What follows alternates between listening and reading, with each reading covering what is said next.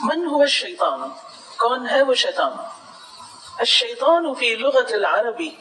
كما قال ابو عبیدہ هو اسم لكل عامر أي شرس شديد عات من الجن والإنس والحيوانات. وقال الطبري هو كل متمرد من الجن والإنس والدواب وكل شيء. قال تعالى وكذلك جعلنا لكل نبي عدوا شياطين الإنس والجن. الشیطان شیطان فی لغت العرب عربوں کی زبان میں کما قال ابو عبیدہ جیسا کہ ابو عبیدہ نے کہا لغوی ہے نحوی ہے هو اسم وہ نام ہے یعنی شیطان کیا ہے ایک ناؤن ہے نیم ہے لکل عامر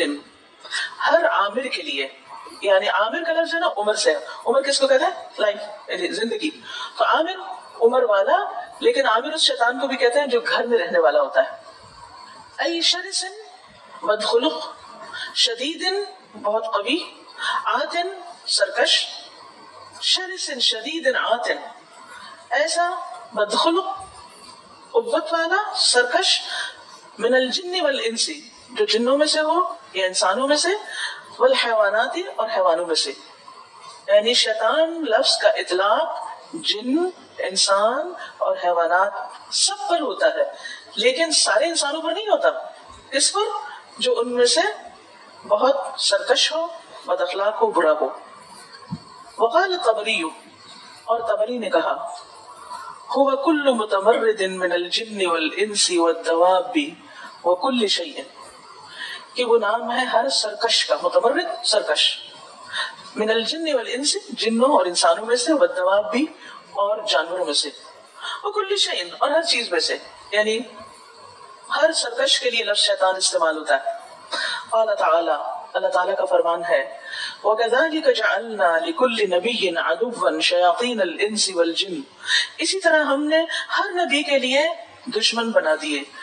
شیاطین انس جن یعنی کچھ انسان ہوتے ہیں اور کچھ جن ہوتے ہیں اور وہ سب جو نبی کی نیک بات کرنے والے کی حق کی طرف بلانے والے کی مخالفت کرتا ہے وہ جو اس کا دشمن ہوتا ہے وہ شیطان کہلاتا ہے. ٹھیک ہے تو بیسیکلی شیطان کون ہے جو سرکش ہو خواہ وہ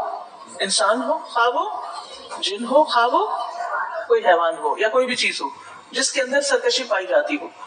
اور حق کی مخالفت پائی جاتی ہو. اسی لیے انبیاء کے لیے